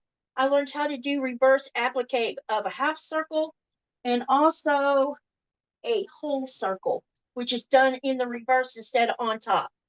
Oh, wow. Yeah, right here. Yeah, so you learn a lot with that. That's really neat. And that's one of the really neat things about some of these block of the month programs, is that you tend to learn a lot of stuff that you may not be willing or too nervous to try otherwise. So I think this is awesome that you learned so much from doing this. And Katie's holding up the bottom of it now. This thing's huge. This is called these triangles are called the chevron, and that nearly beat me down. I could not. I'm angle challenged. I didn't know I was angle challenged until this was discovered. And I had written in the group that I thought I was going to have, because I was a very, very beginner learner of quilting. Yep. So I had no idea what I was doing. All of this was all foreign and new to me. And I had written in the group, that I thought that I was going to have to stop. And 2 women asked me to explain. They gave me their email address, and they asked me to write to them and explain what the problem was. And I told them. Yeah. And they wrote back and gave me a step-by-step process. And when I followed that step-by-step process, the triangles went together the way they were supposed to be. And if it hadn't been for them, I would have given up. Yeah, and that's the beautiful thing about our quilting community, is that people are just more than happy to, to step up and help out others as well. And, because, without that, a lot of us would have quit a long time ago. Yeah, I think you did a wonderful job on that there. I think it's a stunning quilt. But let's look at the other one as well, to see what this one is, because it's fun to see two different ones. Yeah, this one was done in 2020. Okay. The Okay. one that I'm about to show you, Fat Quarter Shop has been sponsoring what they call it's a sew along that happens in February during Black History Month, and it's called Stronger Together. And I participated in the 2022, and then they did this one in 2022, and they have a different designer each year that steps up to the plate. And while you're sewing a project or the quilt that you're going to be making, you learn things that relate to Black history as far as what this person's going to share relating to their culture, as well as you keep up each week doing it. They give away prizes, and at the end they give 2 or 3 grand prizes away. And I won an iron and a Panasonic 360 cordless iron, which of course I can't use here, but it's in California. But this is my Stronger Together. Oh, that's pretty. I like that. Whoa. Oh. It's all batiks. And what I love the most about this project is the portion where you see the blocks, the squaring, not the stars. This part, it was like putting together Lego blocks. Only you. Oh, nice. And I really, really, really enjoyed this pattern. It was challenging, but not like this one behind me. But it was enjoyable. The designer really stepped up to the plate and made it so that you could have fun while you were making it. And I chose to use this is also batik, but it reminded me of the sky. And since we were going to put stars up above these colored mountains, which is what they really are indicating. And she has a story about each part of those mountains. That's really neat. I can share them. Excellent. I love seeing both of those quilts. Thank you so much for showing those to us, Katie. And yeah, definitely, if you haven't checked out Katie's channel, duck over and check it out. She has a lot of wonderful content, and she'd love to hear your comments, and also hit the like button, subscribe if you already aren't subscribed to Katie's channel. So thank you so much for joining us, Katie. It was a pleasure having you as always, and I'm sure we'll see you again on the channel real soon. And so now let's move on to our next guest. Thank you so much, Sean, and have a great day. My pleasure. Next is my good friend Ian from the OffKilterCrafterIan. I'm so excited to have him join us. But for anyone that doesn't know Ian, I'd just like him to take just a few moments to introduce himself and tell us a bit more about him and his channel. Hey everybody, I'm Ian, the OffKilterCrafter. I have a YouTube channel that I do video tutorials and a whole bunch of fun sewing things. It has been a passion of mine for a while. Been on YouTube for a bit, but I have just in the past couple of years switched over more into the sewing side of crafts. So I've been having fun creating videos and just enjoying going live with everybody, chatting, all that kind of stuff. Yeah, it's always a lot of fun to hang out with all our other content and quilty friends. It's been an absolute joy. But the reason we are here today is to talk about our favorite quilts, and Ian is going to talk about his favorite quilt, because it's not with him, because if you watch his channel, you may notice this is not his usual studio. So do you want to just tell us a bit about it, and we'll put up some pictures of the quilt that he's going to talk about. Yeah, absolutely. So my favorite quilt, I feel like, is one that I call Daydreamer, the Butterfly Effect. It uses fabric from Tula Pink's Daydreamer line, hence the name Daydreamer. And I actually put this quilt together. It was honestly going to be a throwaway quilt. And when I say a throwaway quilt, I don't mean I was going to throw it in the trash, but I was doing a project for Sobecca. She had a live stream going on, and we were all challenged to use charm packs to create a quilt. And I purchased what I thought was a charm pack, but instead was actually a layer cake. In my defense, it was labeled as a charm pack on the website, but it was actually a layer cake. So I have nicknamed it the Charm Not Charm quilt, and but I was not going to be doing a lot with it once I finished putting it together. It was going to go to, you know, somebody's birthday present, or it was going to get donated somewhere. I don't know what was going to happen with it, but I knew it wasn't going to be mine. And then I started laying it out and looking at it. I didn't have a design wall, so I laid it out on the floor and thought it started to really come together and looked beautiful. And so I sewed it together, the top together, and kind of stopped and went, "Ooh, I kind of like it." And I always send pictures of my quilts to my quilter just to kind of show her what I'm up to. And she was like, "Hey, what are you doing for the quilting on that one?" And I was like, "I don't know. I hadn't decided yet." And she's like, "Do you mind if I play with that one?" And I'm like, "Yeah, sure. Absolutely. Go ahead. You know, do whatever, go crazy on it, you know, feel free." And so she took it and she went absolutely crazy on it, and it came back beautiful. I definitely think the quilting set it off and made it a showpiece for sure. And so I started entering it into shows, and I wasn't expecting a ribbon. I wasn't expecting anything. I tried to set my expectations pretty low because previous quilts entered into shows really hadn't brought back any ribbons, but this one got a first place ribbon in the show it was in. And from that point forward, it's been going to other shows. And although it has not won a second blue ribbon yet, it has gotten some honorable mentions and second place in the State Fair of Texas. So oh, wow. Absolutely love this quilt. And it reminds me that even when we think a project is not worth anything, or is just going to be a project that we toss aside or whatever, do our best work, because you never know when that quilt is going to get perfect, like set on fire, not set on fire. Oh my gosh, don't do that to quilts, but you never know when it's going to be beautiful and like a show worthy quilt. And you know, just do your best work, even when you think it's not going to be that big of a deal. I love that story so much for a couple of reasons. The first one is, I remember that show. I was with you on that live. It was like my second live ever. I was such a greenhorn back then. And I like to call that the supersized charm pack. Yes. And exactly. I also love the story that it was not supposed to be a show quilt, because the one actually sitting behind me, this is coincidental, I did not notice before I started talking to Ian. This quilt here behind it has an honorable mention from the State Fair of Virginia. Was not ever intended to be a show quilt either. But I also, I like 5 weeks before the show, and I was like, I haven't started this quilt. I pulled this out; it was ready. Just need to be quilted. So do your best work. I love that analogy, because you just never know what's going to happen to it. So, but yeah, I just wanted to say thank you so much for joining us, Ian. If you haven't checked out Ian's channel, go over and check it out. There's so much fun stuff for you to see, and it's always a great time watching his videos. So thank you once again for joining us, Ian, and we'll now move on to our next guest.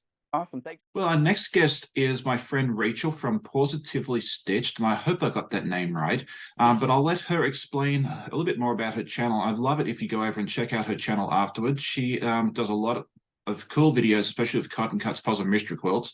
And I think it'd be really cool if you go over and check it out and support her as well. So why don't you introduce yourself real quick and just tell us a little bit more about yourself and what people would expect to see when you go over there. Hi, so like Sean said, I'm Rachel, Positively Stitched. The name was born because I am a dog lover. I'm an animal lover, but I'm a dog lover at heart. I have 2 dogs. They're featured on my streams a lot. I stream mainly on Twitch, but I like to record my quilting videos and put them on YouTube for people to follow along. I hope to bring a dog line to my arsenal soon. I've been quilting since 2011. I'm active duty military, so I started right before I went on a deployment, and then as soon as I came back, I've been sewing and quilting like mad. I make bags and lots of other fun things, and it's just quilting and sewing is my passion, and I like to share that with other people. Excellent. You sound a lot like me in a lot of ways. I just want to say real quick, thank you for your service in the military as well. But the reason we are here today is we're here to talk about our favorite quilt. And Rachel, like several others in this production, have come to me and said, hey, I can't just pick one. So she's brought along 2, which is fantastic. So do you want to, you brought one with you, with you. why am I stuttering so much? And then the other one, we're going to put a picture up because it's she no longer has that one that was donated to charity, I believe. So do you want to just take a few minutes to tell us about these two wonderful quilts of yours? Sure. So the one right behind me, this one is one of the first quilts I made. It's called Square Peg and a Round Hole, and it's all rainbow batik fabrics. And the story with this one is I wanted to choose something really kind of out of the box. And while I was putting it together, I hated it. I hated every minute of this quilt until I put the sashing in and laid it out, and I immediately fell in love with it. So it's 9 blocks total, and I chose different colors for each one. But it was my first log cabin and really kind of made me fall in love with log cabins. That's awesome. I've never done a log cabin. I don't know if I can call myself a quilter because of that statement, but I love how the thing that resonates to me, like I love that quilt. It looks so beautiful, but the whole that I hated it until I put it together. That's how I felt about my first puzzle mystery quilt. I love the colors. I didn't like it until I finally put it together, and then I fell in love with it. So I totally get that. So yeah, trust the process. Just go to the very end on that. And then the second quilt that you have, do you want to tell us a bit more about that? Sure. The second quilt is actually a pixel quilt that I designed. It's Yoshi from Mario. Oh, cool. I fundraise for Starlight Children's Foundation, and my community raises money or helps me raise money. And so as a thank you to my community for donations, we do a raffle at the end. And that quilt actually went to a good friend of mine in Texas. So they have this Yoshi quilt displayed in their house. They snuggle with it. But it's something I do at the end of each charity event to just give back to my community and say, I appreciate you. And so that quilt will actually be designed for like donation only. I'll never sell it. But if people want to come when I'm doing charity events and purchase the pattern to make their own, I just thought that was a really great way to give back to the community and the kids. That's awesome. I love that a lot. And is that the sort of thing that you do more so on Twitch? Is that correct? Yes. Yeah. Okay. So we do Starlight and St. Jude. Oh, excellent. Okay, so I'll put your link to both your YouTube channel and Twitch in the description below. I'm not super familiar with Twitch, but I do need to go check it out because there's a lot of wonderful content creators like yourself on there as well. But I just want to say thank you once again, Rachel, for hanging out with us. It was a lot of fun having you. And if you have not checked out Rachel's channel, please do so. She does a lot of fun stuff. The Puzzle Mystery Quilt, she does a wonderful job showing those different clues off. And it's a different colorway normally to what I do. So it's definitely a lot of fun there. So thank you once again for being with us, Rachel. And we'll now move on to the next guest. Thanks, Sean. It was a pleasure. Well, my next guest is my good friend Kathy, who I had on my channel just a couple of weeks ago on my live, and her channel name is My Hobby Home. If you haven't checked it out, definitely go over and check it out once this video is done. She's a lot of fun. I think you really will enjoy her content, but I'll let her introduce herself and tell us a little bit more about her channel because she'll do a better job than I will. Hi, everyone. My name is Kathy. I have My Hobby Home. This channel is strictly started out as a hopefully tutorial channel, but it has morphed more into a sewing quilting channel. I do cook, sew, craft, just a few little home things on it, but that's pretty much what you're going to find on my channel is lots of sewing. Yeah, and it's a lot of fun. I really enjoy watching her content. I think you will as well. So definitely go check it out and just see all the quilty goodness and all the other goodness that she has going on as well. So the reason we're here today is to talk about our favorite quilt, and Kathy has brought that along with her, and it's behind her. And I'd just like her to take a few moments to just talk about this quilt and why it's a favorite. Okay, the quilt that you see behind me, the pattern is called the Speedwell quilt. The fabric that I used is Sugarberry by Bunny Hill Designs. This is the very first quilt that I made. Made it in March 2023 for my first grandbaby. I sewed the thing with the jelly rolls, and I sandwiched and quilted it on just a standard sewing machine. You did a wonderful job with that. Well, thank you. It is my favorite because it is my grandbaby's. Oh, for sure. The grandbaby's always, you know, it's always special there. And I love that you use jelly rolls for this. I've only used jelly rolls once or twice in my life. It's not something I'm super familiar with. And I love seeing what people can do with this. So I think it's really neat that that's what you used for this. And I mean, using a jelly roll, I think is really neat because you're only having to cut the vertical part of it, not the horizontal as well, which makes it a Right. whole lot easier. Right. And how I made this is I took the jelly rolls and just, I think it was 3 of them, and you just sewed them all into one long strip and then just cut it at a diagonal. It was very Oh, easy, very oh, easy. nice. Because it looks more complicated. It looks like it's a very intricate design. But that's always one of the things I love. Like when you find it as, you know, a pattern or a design like this that looks more complicated and ends up being, you know, fairly easy to put together. It's like a nice optical illusion. Yeah, my quilt shop lady, when she saw it, I brought it up to her to see, and I'm like, this is the very first quilt I ever made. And she's like, I cannot believe you attempted that as your first quilt. And I'm like, well, you know, you do it or lose it, you know, but I had to do it. I wanted to do this one for sure. That's awesome. Like my first quilt, I went real simple because I didn't have a quilt shop or anyone else to help me. I'm a YouTube graduate. I just went with a simple patchwork quilt. So yeah, my hat's off to you that you attempted something this intricate. You did a fantastic job of this as well. So thank you so much for joining me on this little project. I'm so glad that you agreed to hang out with me for a few moments and tell us a bit more about your favorite quilt. And we'll now move on to our next guest. Our next guest is a good friend of mine. I've been a big fan of hers for quite a long time, and I'm very excited that she was able to join me on this project. It is Chris from SewtheDistance. She has been around for a while, and I'd just like her to take a few moments to introduce herself and tell us more about her channel. Hi, I'm Chris O'Neill from SewtheDistance. Like Sean said, I've been on YouTube for about 3 years. I've been quilting for almost 30 years now, and I have a website and all that wonderful stuff too. So that's me.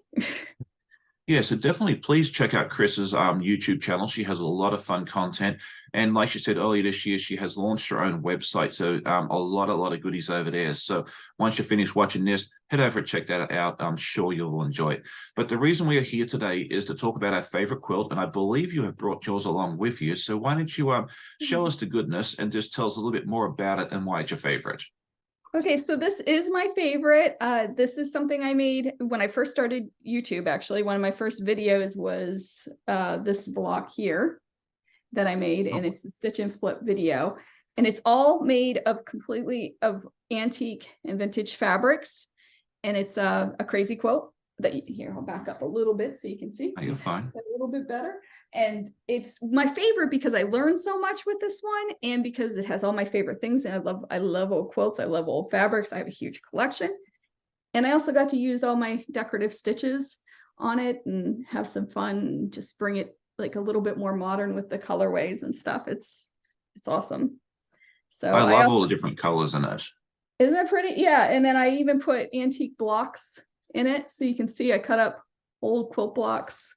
See if I find it. Here's a good example in the red. You can see that there's a grandma's flower garden bit in okay. here. Yeah, it looks great. So I have some piece blocks in here, and I learned a lot. I have it hanging in my sewing room. It reminds me of why I love quilts. And it's an absolute favorite of mine. I love that. And I always love the lessons that you learn from each and every quilt. And I don't know if you still do it, but I know you used to do the lessons from an old quilt. And that was always a favorite of mine because it was always fun to see what someone had done, you know, quite a long time ago and what we can all learn from that. So thank you so much for sharing that with us. And it was really, really good having you join us with us today. And I do still do the lessons from an old quilt, about 2 a month. So I have, I don't know, 30 or 40 quilts I still haven't shown. So more to come on that in the new year. Oh, excellent. Yes, keep an eye on that. It's an excellent series. I think you really should all go check that out amongst all the other wonderful content that she has. But once again, thank you so much for joining me, Chris. It was a pleasure having you on board, and I'm so happy that you're able to spend a few moments with us and just show us your favorite quilt. And we'll now move on to our next guest. Thank you so much for having me. You're welcome. Our next guest is my friend John from arteastquiltingco. You've seen me do a lot of his patterns on my channel, and I'm a huge fan of his, and I'm super grateful that he decided to come hang out with us for a little while. He has a very active Instagram account, so if you haven't checked that out, please head over and check it out. And it's always fun to see like sneak peeks of what's coming up and the other projects that he has going on. He's doing a lot of stuff with his patterns with Tula Pink. It's been a lot of fun to watch. But why don't you tell us a little bit about yourself, the company, and what you get up to?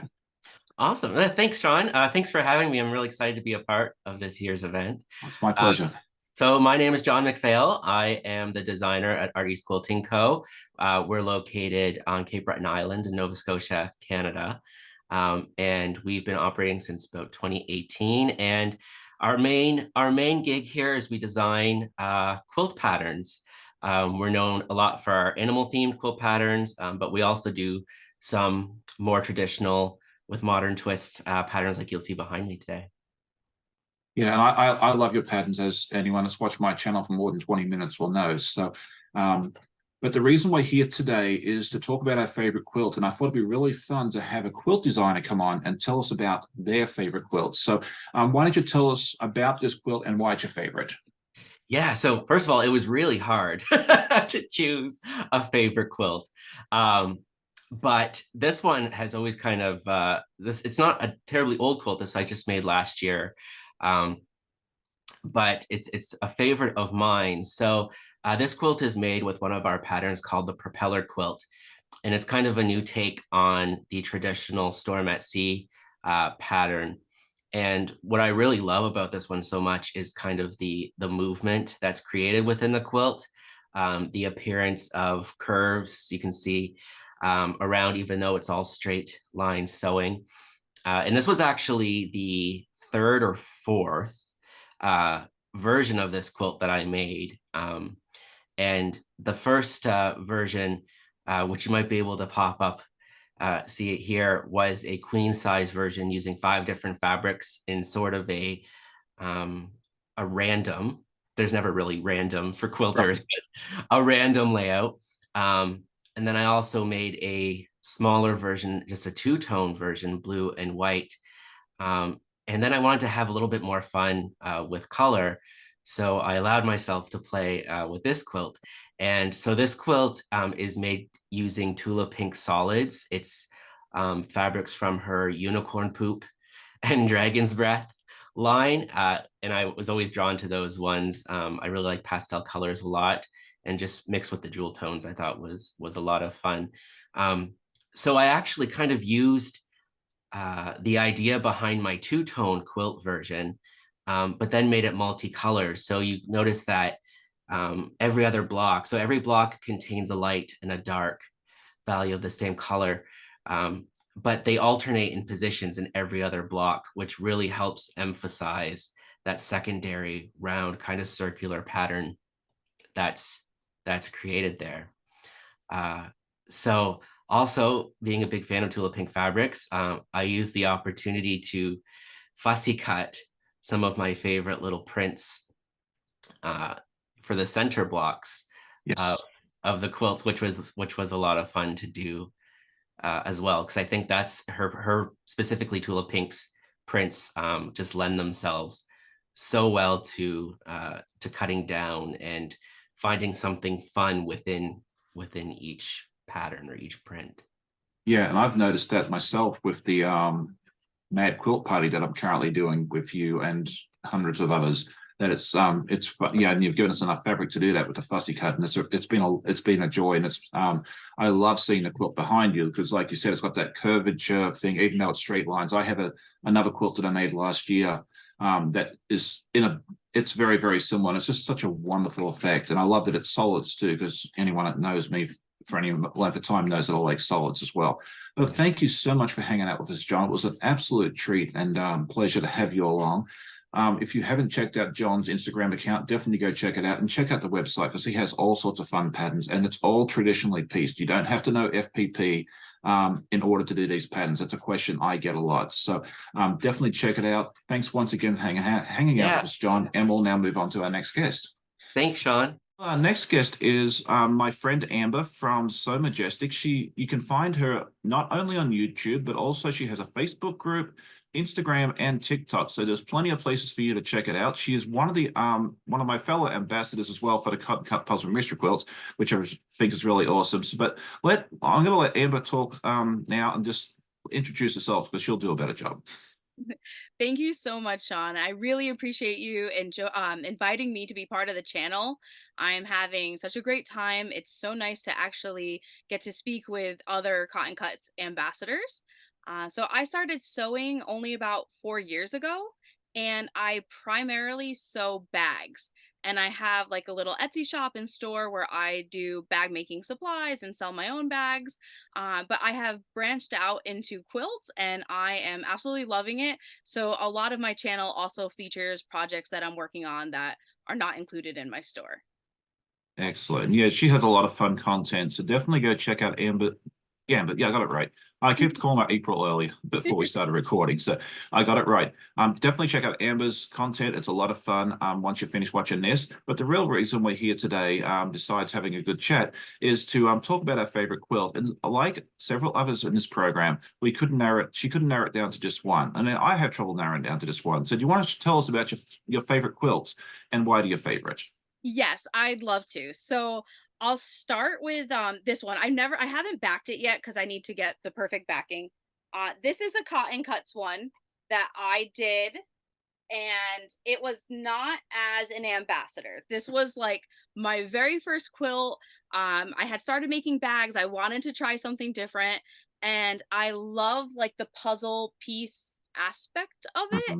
And I don't worry too much if my points don't match up. I don't stress about that. For me, quilting is just like, it's like calming and relaxing. And I know some people can get really anxious about it, but for me, it's like the opposite effect. But what I really want to show is I'm having so much fun making puff quilts or bubble quilts. So this is a pillow I did, and I just used like polyester polyfill and charm squares, but I backed it with Shannon Minky. So this has become my favorite couch pillow. And to go with it, the patterns don't match, but I have done an entirely Tula pink puff quilt. So it's kind of big because I wanted it to be able to cover me. So. Oh, wow. Yeah. So I started with like the black and the white, and it goes through all the rainbows. It's hard to see. I don't know if you can see on the camera, but it's completely hand tied between every square using embroidery thread. And I backed it again with Shannon Minky. And like, I just folded over the binding and machine sewed it. But this is my favorite quilt that I have done so far. It's winter here up in New York City, so it has become like the perfect thing to snuggle under. And I just absolutely love the weight. And I didn't use polyfill for this one's actually stuffed with cotton, and I feel like it gives it even more weight, and it's just perfect. So this has become my favorite one. That's fun. I really enjoy that, and it's a nice scrappy project too, because you can just cut out, what is it, like 6.5-inch squares or 5.5? I can't remember. I guess you can make whatever size you want. Yes, exactly. So I did charm squares for most of it, so they're 5 inches. With the folds, it brings it down to 4.5. But it was perfect for like a charm pack. And then I bought the layer cakes, which are the 10, and then I just cut them into 4. So then I had, you know, my 5-inch squares. So it worked out perfect. I think it's like 14 rows wide. Oh, wow. And I think like 16 long. So it was a lot of time, but I'm definitely sure worth it. Yeah, I think the biggest one I've made is like 7x8, and that took me long enough. So to hear that you did 14x16, you know, my hat's definitely off to you. I think you did an awesome job with that. Thank you so much. Oh, no problem. But thank you for hanging out with us. It was really nice having you on the channel, introducing you to the audience. I would love it if you guys would go over and visit Amber afterwards and just show us some subscription love and that sort of thing there. So thanks again for hanging out with us, Amber, and I'm sure we'll see you again in the very near future. Yes, thank you so much, John. Okay, and our next guest is Deb, and her channel name is Debbie Creates. Is that correct? Sewwithdebee. Sewwithdebee. Okay, I got. It's been a long day. I'm sorry. Okay, so why I'll let Deb introduce herself and just tell us a bit more about her and her channel. It's fairly new, so if you haven't checked it out, definitely go over and do so after this event, and check out her channel. I think you're going to really enjoy it. So I'll let over to you, Deb. Okay. I live on the west coast of Canada, so about an hour south of Vancouver, 2 hours north of Seattle. So that kind of tells people where I am. I started quilting about 3 years ago when I had a niece who was having a baby. So like a lot of people, you jump in with a baby quilt. From there, I kind of ventured right back into all my sewing skills that I dropped for a number of years. In the summertime, I was watching a lot of YouTube because that's how I learned to quilt. And I thought, gee, this looks like something where I could do and help other people learn some skills. And in my jobs, I was always good as a trainer, so I thought I'd give it a go. It's been a little bit harder. It always looked so easy watching other people, but I'm trying to get some traction. So, yeah, and I'm hoping to help you with that with this event. So yeah, it's anyone that ever wants to start a channel, I say go for it. Give it your best shot. It is not as easy as you might think. Yeah, it might be, but just keep at it, and success will come. I am one of the world's shyest and most introverted people, so if I can do it, I can assure you anyone can. But the reason why you're here today is we're going to talk about our favorite quilt, and Deb has sent me photos of her quilt that we'll put up on the screen as she talks about it. But why don't you just take a few moments to tell us about your favorite quilt and why it's your favorite?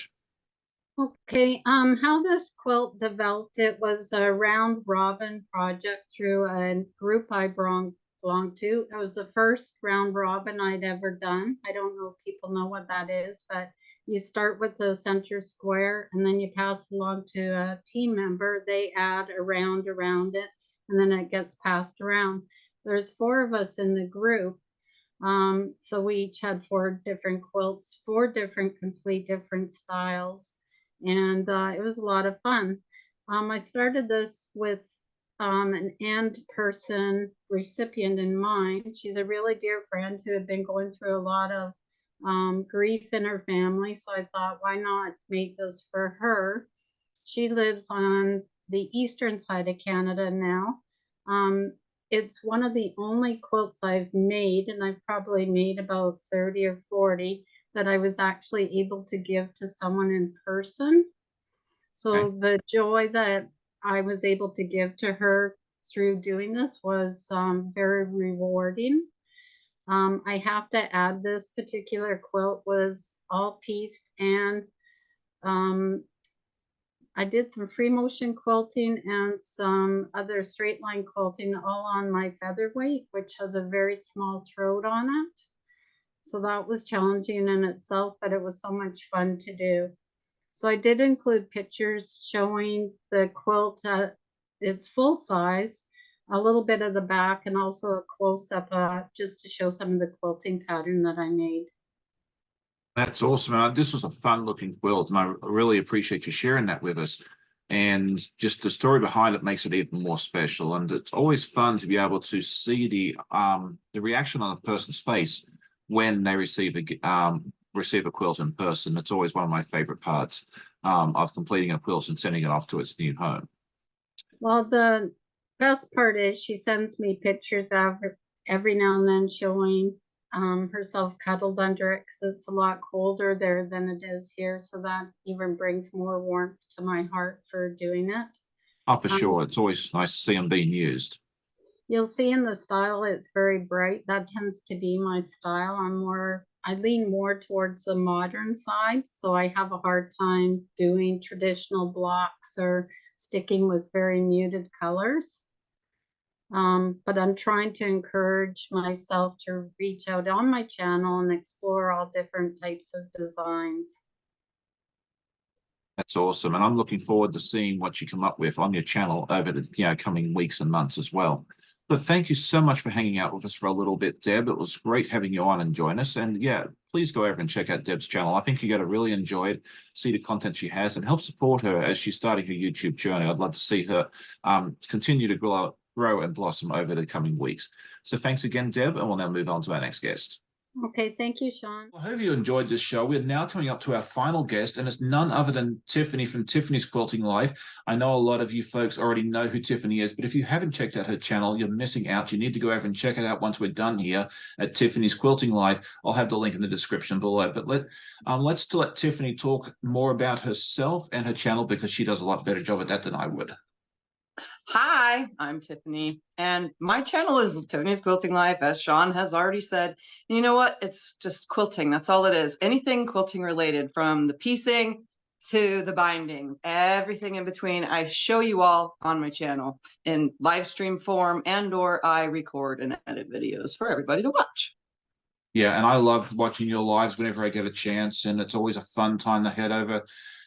It's on a Sunday evening, I believe, if I get that right. And Yep. sometimes you do other stuff as well. Yep, Like Sundays at 5 p.m. 5 p.m. Arizona Pacific. time. Yeah. I have to say Oh, okay, Arizona so time, because we don't change time here. Yes, I keep forgetting that. Because I don't know why, I keep thinking that Arizona's in Pacific time zone and not mountains. So that's what gets me confused. But anyway, enough about time changes and everything else. We're here to talk about our favorite quilts, and Tiffany has brought two of her. So do you want to tell us more about the two quilts and why they're your favorites? Well, we'll start with the one that's hanging behind me. This one is called A Girl's Best Friend. Do you get the pun The diamonds. with it? I love that. So I started it in 2018. I was having fun with it. And by the time 2019 rolled around, I was like, well, I gotta finally quilt this thing. So, well, I finally took the time to quilt it. And each and every individual diamond is quilted something different. In the center of the diamonds, the smaller diamonds are something different. And then the whole entire border, I did something different. I don't know, something about the quilt, because everything is different on it. And it's just a little bit of all sorts of different kinds of quilting that I've taught myself how to do. It made it my favorite. Oh, But absolutely. I do not dare at all. If you guys, anybody that's watched my channel knows I have a cat named Thumper, and he's white with gray. He is not allowed on this quilt. This quilt does not go on my bed. It just hangs on a quilt ladder to collect dust, because I don't want cat hair on it. I totally get that. And I love that you told us that it's different. I mean, I remember from talking about a video, a quilt a few weeks ago that had different quilting on each section. I thought that was really neat. And I love that you did the same thing on that as well. Yep. It's very fun. And then the other quilt, Sean has a picture to show you. Yep. That is my Mariner's Star Compass. Now, the reason why that is my absolute favorite quilt is because that is also my most challenging quilt. That quilt tested me to the limits. Like, I was so mad, ticked off.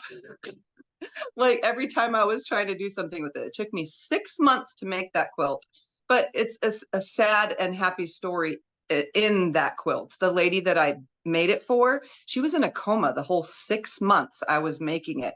She woke up from her coma and told her husband, "Is my quilt done yet?" So eventually they showed up, and I had entered it into a quilt show, and she got to see it for the first time in a quilt show, where I had won 2 ribbons on that quilt. But I'm gonna tell you right now, that quilt was the most challenging.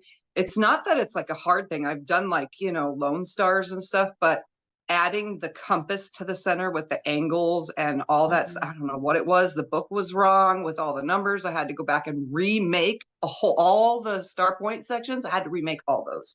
So I literally got mad with that one. So that one was like a learning venture and the way to hold myself. That one is 120 by 120.